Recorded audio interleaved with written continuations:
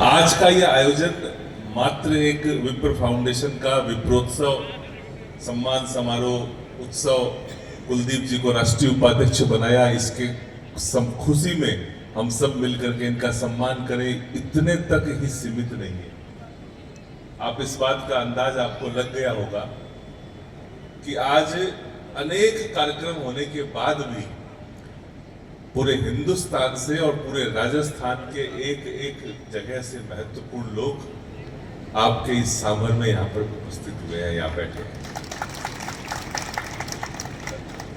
परम श्रद्धेय पद्मश्री सुरेंद्र शर्मा जी, जिस जमाने में कि लोगों का नाम लेने से लोग मुंह बिचकाते हैं, अरे यार किसको नाम ले लिया, कोई मुंह घुमा लेते हैं, मुंह टेढ़ा कर लेते हैं, उस दौर में इस पृथ्वी पर एक ऐसा भी इंसान है कि जिनका नाम लेते ही बिना कुछ कही लोगों को हंसी आती है, प्रसन्नता होती है। ऐसी विभूति हमारे बीच कहाँ दिल्ली से चल करके सुबह 4:30 बजे फ्लाइट से जयपुर और जयपुर से फिर यहाँ और 85 प्लस की आयु में इस उत्साह के साथ और इस दृढ़ता के साथ जोरदार तालियों से आदरणीय सुरेंद्र शर्मा जी का अभिनंदन करते हैं। हमारे बीच आज इस साभर वालों से मिलने के लिए विप्र फाउंडेशन के राष्ट्रीय अध्यक्ष, मूल रूप से घाणेराव पाली जिले के निवासी और वर्तमान में बंबई के एक यशस्वी ख्याति नाम बिल्डर के रूप में श्री सत्यनारायण जी श्रीमाली स्वयं आज यहाँ उपस्थित हुए हैं और राष्ट्रीय अध्यक्ष बनने के बाद पहला कार्यक्रम इन्होंने सतगायत्री पुरस्कार पुष्कर में अटेंड किया और औपचारिक रूप से पहला कार्यक्रम विप्र फाउंडेशन का इन्होंने शुरुआत की है अपने इस कार्यकाल की साभर से। तो जरूर कोई न कोई तो कारण है इसके पीछे। हमारे बीच अभी कुलदीप जी ने जब ये बोल रहे थे तो मुझे ऐसा लग रहा था कि ये बोलते ही रहे, ये इसी तरह से हाथ खड़े रहे, लेकिन ये बहुत मजे हुए खिलाड़ी है। इनको पता है कि कहाँ शुरू करना चाहिए और किस जगह पर खत्म कर देना चाहिए।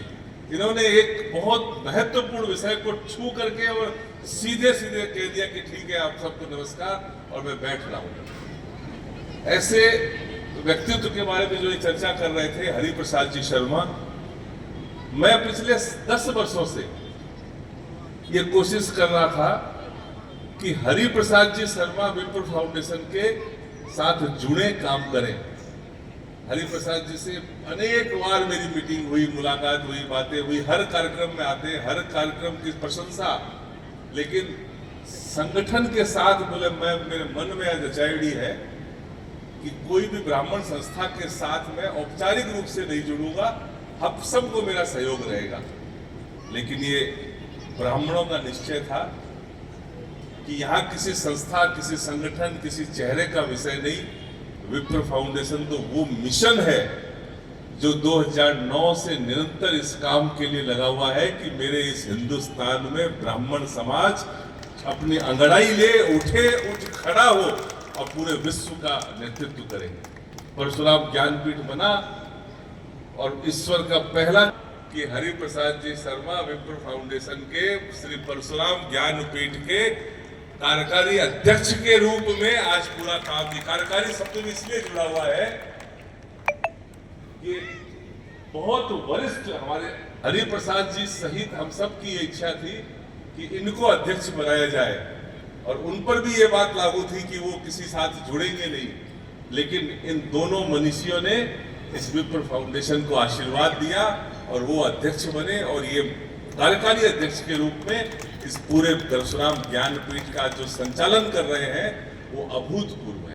आपके बीच में यहाँ पर इस प्रांगण में उत्तर प्रदेश से पंडित नरेंद्र शर्मा जी बैठे हैं, तिरंगा अध्यक्ष हैं। आपके बीच यहाँ पर नेपाल से, काठमांडू से ओम जी जोशी आए हुए हैं लेने के लिए आज यहाँ पर आपके बीच उपस्थित है, क्योंकि कुलदीप जी ने जिस काम किया था और जिस प्रकार के इस साभर फुलेरा के लोगों के मन में ब्राह्मण समाज के प्रति जो एक ऊर्जा ज्वाला दिखाई पड़ रही थी, तो हमारा भी ये कर्तव्य था कि हम हिंदुस्तान के हर कोने से लोग यहाँ पर आए एक एक प्रतीक के रूप में। झारखंड से निरंजन जी बैठे हैं, रांची से आए हुए हैं, कलकत्ता से आए हुए राहुल बैठे हैं सामने, राजस्थान में किस जिले की बात करूं मैं, एक दो नहीं, यहां मंच पर ही भी आपने देखा कि चाहे वो जोधपुर हो, चाहे बीकानेर हो, चाहे किशनगढ़ हो, हर क्षेत्र से, जयपुर शहर हो, हर क्षेत्र से लोग यहां पर उपस्थित हुए हैं। यह उपस्थिति अपने आप में एक बहुत बड़ा संदेश है। अभी मास्टर जी बोल रहे थे और संचालन आप आचार्य जी कर रहे हैं, आप दोनों का जब मैंने सुना तो मुझे ऐसा लगा कि इस धरती में कुलदीप जी क्यों नहीं, क्यों तो खास बात तो है कि जिस प्रकार से हमारा विक्की, विवेक, हिमांशु जी, हमारे रीजनल अध्यक्ष सतीश जी मेरे पास बैठे थे, उन्होंने मुझसे ये कहा कि भाई साहब, इस कार्यक्रम में न सिर्फ शानदार और सशक्त उपस्थिति है, बल्कि एक खास बात यह है कि समाज के मौजीज लोग इस सभा में बैठे हुए हैं। ये महत्वपूर्ण है। ब्राह्मण समाज का आधा काम उस दिन हो जाएगा जिस दिन सांभर के इस कार्यक्रम की तरह ब्राह्मण समाज के मौजीज लोग एक मंच पर और एक सामियाने के नीचे आकर के और 3 घंटा बैठ जाएंगे। सिर्फ इतने की जरूरत है। जब विप्र फाउंडेशन हमने बनाया 2009 में, 18 साल पहले, तो लोग पूछते थे, पत्रकार पूछते थे, बार बार प्रेस कॉन्फ्रेंसें होती थी कि विप्र फाउंडेशन किस लिए, समाज के लिए। और हम समाज की जब चर्चाएं होती थी तो उस हर चर्चा में ये बात हम करते थे। 2009 से शुरू की, अब तो बहुत उपलब्धियां हो गई है कि मेरे ब्राह्मण समाज के लिए शिक्षा की जरूरत है, स्वास्थ्य की जरूरत है, आर्थिक मामलों की जरूरत है, नारी शक्ति की जरूरत है, राजनीतिक क्षेत्र में आगे आने के अनेक विषय है। लेकिन इन सब विषयों से ज्यादा महत्वपूर्ण विषय ब्राह्मण समाज के लिए जो है वो ये है कि ब्राह्मण समाज इस शाकंभरी माता के मंदिर में खड़ा होकर के हाथ में जल लेकर के और ये संकल्प ले ले, ये सौगंध ले ले भगवान सूर्य नारायण की कि ब्राह्मण समाज सार्वजनिक रूप से, कोई भी ब्राह्मण किसी दूसरे ब्राह्मण की निंदा नहीं करेगा तो आधा काम हो जाएगा। अपने तो नैया डूबती वही है। ब्राह्मण समुद्र में कितनी ही लहरें उठे और कितनी तूफान उठे, लेकिन वो अपनी पतवार को, अपने नैया को किनारे पार लगा लेता है। उसकी नौका तो वहां जाकर के डूबती है जहां पानी नहीं होता है। कुलदीप जी किने लाया थे? सुशील जी के मेजाड़ा कौन है? सुशील जी, यही मिला के था ना। ये जो इस प्रकार का भाव था, मुझे इस बात का गर्व है कि इस 18 वर्षों में विप्र फाउंडेशन की आज ये उपलब्धि हुई है कि मेरा ब्राह्मण समाज परस्पर एक दूसरे के नजदीक आया है, एक दूसरे का सहयोग करने लगा है, चुपचाप एक दूसरे का काम करने लगा है। और सड़क पे यदि कोई व्यक्ति किसी का बुरा और निंदा करता है तो ऐसे लोग भी सामने आए हैं जो उसकी कॉलर पकड़ ले कि खबरदार है, सड़क के ऊपर खड़े होकर के और तुमको समाज के लोगों की चीछा लेकर नहीं करने देंगे। हमने ये सौगंध खाई हुई है। हमारा नजरिया है कि ये विप्र फाउंडेशन सिर्फ संस्था नहीं है, ये मेरी माँ है, ये मेरी बेटी है। और एक माँ और बेटी के साथ जो व्यवहार हमारा होता है, वो व्यवहार जब तक हम अपनी संस्थाओं के साथ, अपने समाज के साथ नहीं करेंगे, तब तक मेरा समाज संस्कारित और आगे नहीं बढ़ सकता। हमारे माता पिता ने सिखाया कि हम एक बेटी के लिए, जो आप सोच लीजिए अपने आप ही कि बेटी के साथ आपका क्या व्यवहार होता है, वही व्यवहार सिर्फ विप्र फाउंडेशन नहीं, किसी भी संस्था में से आप जुड़े हो, आप अगर उसके साथ हैं तो आप उस संस्था को अपनी मां जितनी इज्जत दीजिए, फिर आप देखिए कि आपका किस प्रकार विकास होता है। बंधुओं, किसी चीज की कमी नहीं है। मैं लफाजी नहीं करता, सब लोग इस बात को जानते हैं कि मैं मुंह देखी बात नहीं करता। एक उदाहरण खाली मैं दे दूं कि कुलदीप व्यास जी आपके बीच यहाँ बैठे, आपके घर के जन्मे जाए, आपके परिवार के हैं। ब्राह्मण समाज में लोग जो कहते हैं, मैं इस बात से कतई भी ताल्लुक नहीं रखता, कतई भी इस बात को स्वीकार नहीं करता कि ब्राह्मण बहुत कमजोर है। ब्राह्मण शक्तियां हैं हमारे में, उस शक्तियों को उपयोग करने वाला चाहिए। इन ब्राह्मणों को, इस मेरे समाज को तो आज तक लोगों ने छला ही छला। मंचों पे आकर के जो समस्या है ना कुलदीप जी, वो समस्या 90-95% लोगों की नहीं है। 95% जो समाज है, वो समाज तो एकजुटता के साथ सहयोग करने को तैयार है। समस्याएं तो उन 5% लोगों की है जो इस तरफ बैठे हैं। उस तरफ वालों की कोई समस्याएं नहीं है। और विप्र फाउंडेशन ने इस बात को प्राथमिकता देकर के तय किया कि जो इधर बैठने वाले लोग हैं, वो मंच पे और माइक पे उतनी ही बात बोलेंगे, उतना ही कहेंगे जितना वो कर सकते हैं। तो आज 18 वर्षों में रिजल्ट आपके सामने है। 12 शहरों में, हिंदुस्तान के 12 शहरों में मात्र इन 5, 7, 8 वर्षों में विप्र फाउंडेशन के शिक्षा के केंद्र बन रहे हैं। अरुणाचल प्रदेश जैसी जगह पर, जहां पर पूरे राज्य में हिंदू नहीं है, ब्राह्मण की बात तो आप छोड़ दीजिए, वहां जाकर के चीन के छाती के ऊपर सामने दिखाई पड़ता है चाइना, इधर दिखाई पड़ता है म्यांमार, वहां पर जाकर के और चिरंजीवी भगवान परशुराम की 54 फीट ऊंची मूर्ति आपके इस विप्र फाउंडेशन ने खड़ी कर दी। उस मूर्ति को स्थापित करने के पहले सिर्फ भूमि पूजन करने के लिए इस पृथ्वी के सबसे ताकतवर व्यक्ति को वहां पर आपका यही ब्राह्मण समाज लेकर के गया। देश के यशस्वी गृह मंत्री श्री अमित शाह जी से भूमि पूजन करवा करके उस परशुराम भगवान को, और मैंने उस दिन जो मेरा वक्तव्य आप YouTube पर देखेंगे, अमित शाह जी को यह कहा कि जिस दिन धारा 370 कश्मीर से आप हटाने के लिए वक्तव्य रख रहे थे पार्लियामेंट में, वो काम किसी के वश का नहीं था। ये हमें दृढ़ विश्वास है कि आपके हृदय में उस दिन साक्षात भगवान परशुराम का प्रवेश हुआ था, तब आपने ये निर्णय लिया। आपको सिर्फ अपने आचरण, अपने कर्तव्य, अपने बोली, मनसा वाचा कर्मणा जो है उसको समान रखना है। कहे कुछ करे कुछ। ये कुलदीप व्यास जी जैसे, मैं इस मंच से ये बात कह रहा हूं, पूरी जिम्मेदारी के साथ कह रहा हूं कि ऐसे 10 लोग पूरे हिंदुस्तान में अगर सुशील ओझा को मिल जाए, कुलदीप व्यास जैसे आपके सांवर की परिवार के, तो मैं पूरे भारत में क्रांति ला दूं। बनो तो सही कुलदीप व्यास। बनने के लिए बहुत ज्यादा साधना की बात नहीं है, सिर्फ इतनी सी छोटी सी बात है कि आप जो कहो वो करो। आपके हृदय में प्रेम हो अपने लोगों के प्रति। इन युवाओं के बारे में, इन बुजुर्गों के बारे में मैंने इनको रातों जागते देखा है, तनाव में देखा है कि भाई साहब भी कहीं वो, भाई साहब भी कहीं करना है, भी कहीं करना है, उनको पता ही नहीं है। कई काम तो मैंने ऐसे देखे हैं कि इन्होंने चौथे आदमी को कह करके करवा दिया कि ये कि बिना पता नहीं चले कि वो काम कुलदीप करे हुए।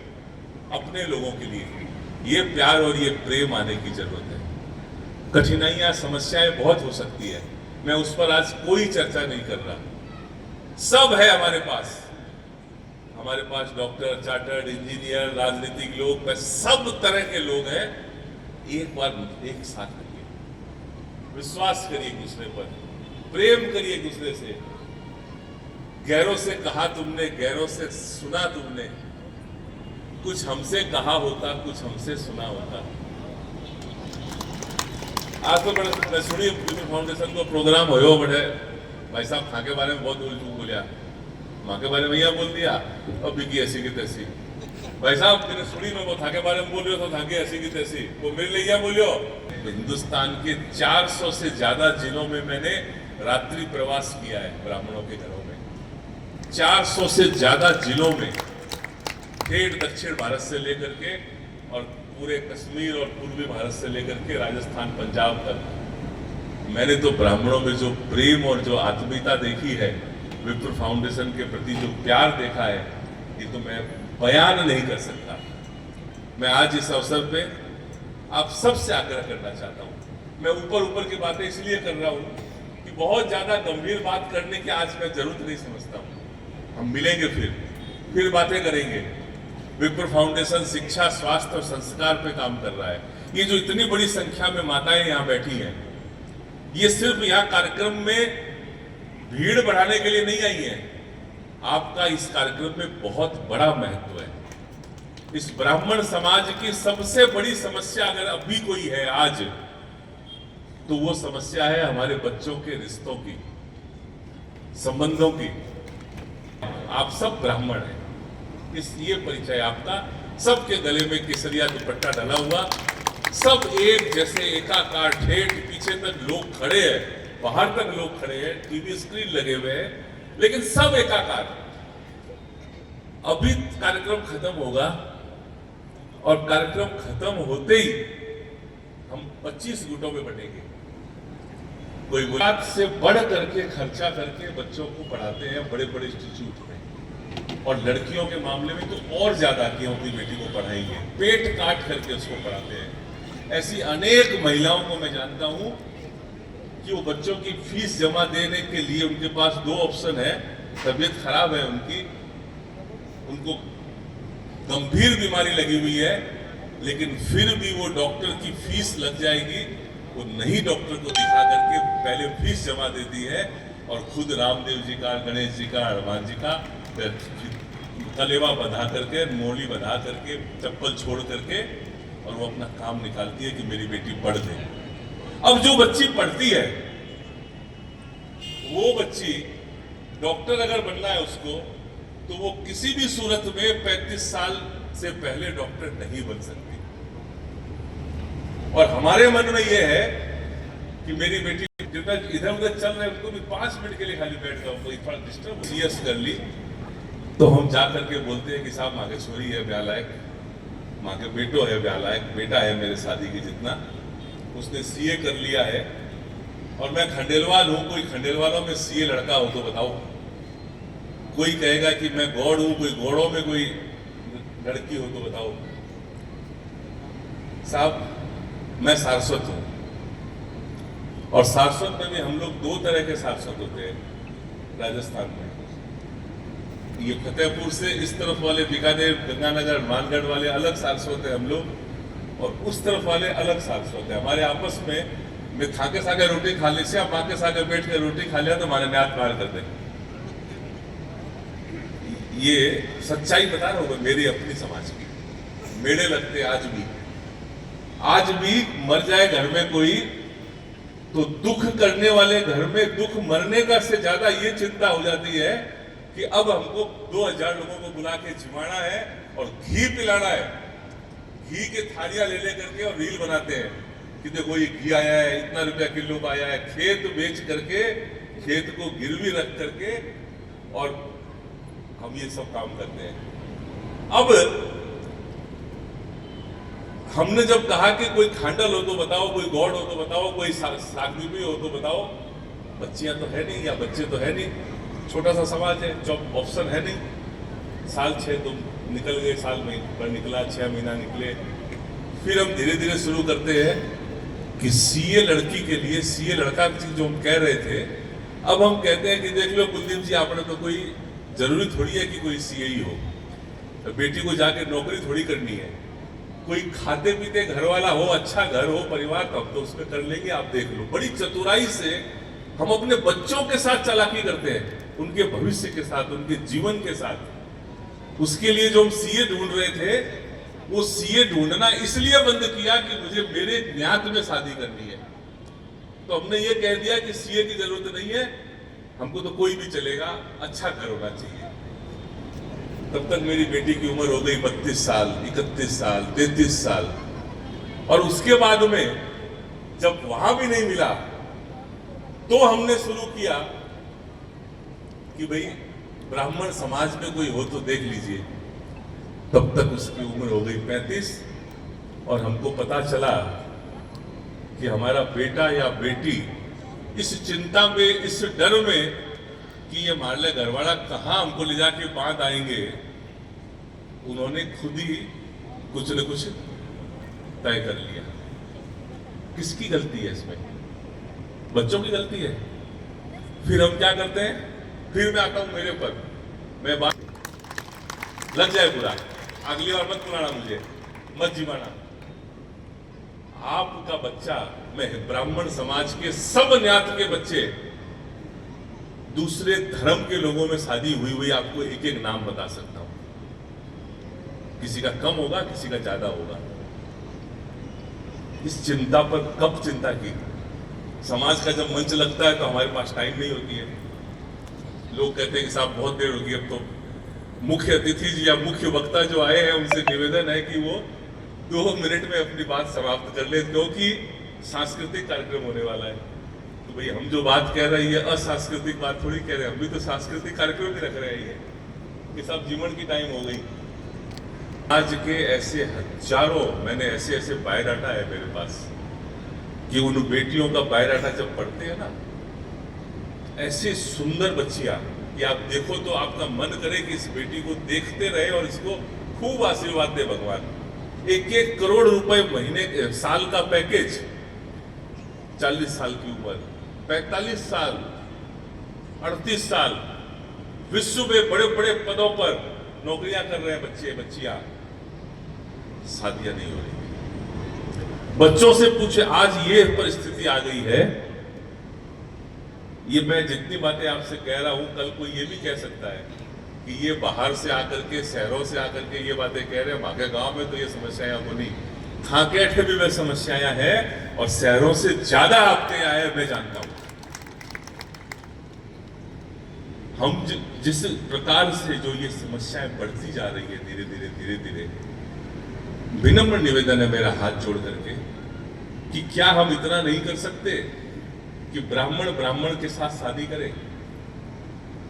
कौन सेवक है, कौन सारस्वत है, कौन गौड़ है, कौन खंडेलवाल है, इन चीजों से ऊपर उठ करके, और जिनके साथ मेरा खान पान, मेरी भाषा, मेरा पहनावा, मेरे तीज त्योहार, मेरी बोली, मेरे संस्कार एक जैसे हैं, जिनके साथ, क्या उन ब्राह्मणों के साथ हम आपस में विवाह करें तो कोई अपराध है क्या? कोई गलती है क्या? आप इस पर विचार करें। पहले जब शादियां होती थी, बुजुर्ग जो भी यहाँ बैठे हो, सबसे ज्यादा बुजुर्ग जो कौन हो यहाँ पे, मुझे अभी तो कुलदीप जी की बुलाई हुई सभा, इसलिए आप तो जवान ही जवान है सब। पहले कितना गोत्र चलते थे हम लोग, कितने गोत्र डालते थे, शादियां करते थे तो 4 गोत्र डालते थे ना, 4। आज जब हम अपने बच्चों के शादी करते हैं तो कितने गोत्र डालते हैं? 2, 1, 2, 1, 2। चलो ठीक है, कोई बात नहीं, इसमें तो कोई असहमत नहीं है ना। मेरा तो छोटा सा प्रश्न खाली इतना सा ही है कि क्या वेद व्यास जी ने शास्त्र दोबारा लिख दिए नए कि मेरे दादाजी की शादी 4 गोत्र डाल के हुई थी और मेरी शादी, मेरे बच्चों की शादी 2 गोत्र या 1 गोत्र डाल के होगी? या क्या कभी किसी समाज की कोई पंचायत हुई थी, कोई जाजम पे बैठ के निर्णय हुआ था ऐसा? ये भी नहीं हुआ। ये जो लोग दुहाई देते हैं ना कि ये समाज ने खराब कर रहा है, धर्म को खराब कर रहे हैं, मैं पूछना चाहता हूं हाथ जोड़ के कि धर्म ने कब ये परिवर्तन किया था कि 4 से 2 में आओ, और समाज ने या कब फैसला लिया था कि 4 से 2 में 1 में आ जाओ? ये 2-1 जो आप कह रहे हैं ना, मैं आपको लाखों शादियां बता सकता हूं सगोत्रीय भाई बहन इस ब्राह्मण समाज में। कुछ परिवर्तन नहीं हुआ था। इस समय ने आपको बाध्य कर दिया, परिस्थितियों ने, और आपको डर लगने लगा अंदर ही अंदर कि हमने अगर 4 गोत्र की बात की तो बच्चे कुंवारे रह जाएंगे या मुंह पे आके बोल देंगे।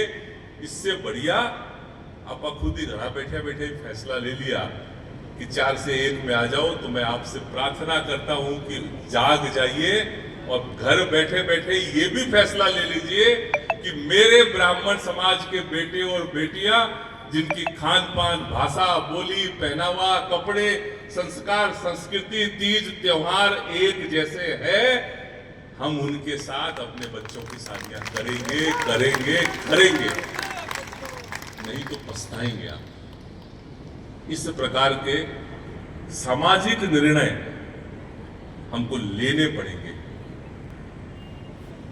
मैं इसी बात पे बहुत ज्यादा लंबा समय, इस पर बहुत समय हो चुका है। कुलदीप जी बार बार खाने की तरफ तनाव में है कि मेरे 3000 आदमी खाना बनाएड़ो है, कि कोई चिंता मत करो कुलदीप जी, एक दिन हम नहीं। भगवान परशुराम की मां शाकंभरी की कृपा के ऐसा संभव ही नहीं है कि पिन ड्रॉप साइलेंस ऐसा कभी होता है।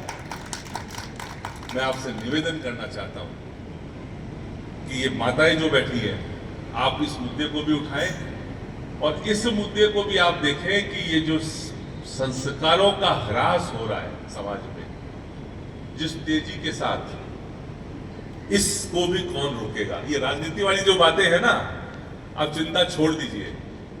आपको खाली मैं जबान दे के जा रहा हूं, वचन दे के जा रहा हूं कि आप कुलदीप व्यास जैसे व्यक्तित्व को, मैं एक व्यक्ति की बात नहीं कर रहा, कुलदीप व्यास जी जैसे लोग, जैसे यहां सांबर फुलेरा में हम हैं, तो यहां पे हमारे नेता कुलदीप व्यास है।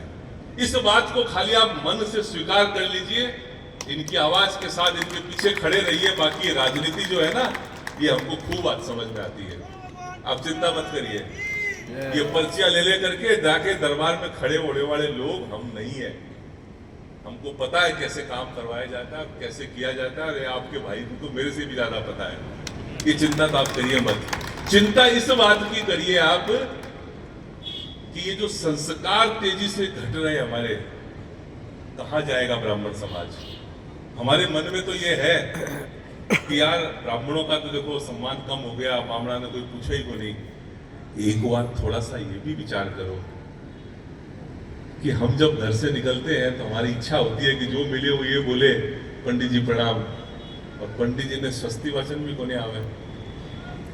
स्वस्ति ना इंद्रो वृद्धेश्रवाहा, स्वस्ति ना पूखा विश्ववेदाहा, स्वस्ति ना बोल ही को नहीं सकता, आधा खोटा।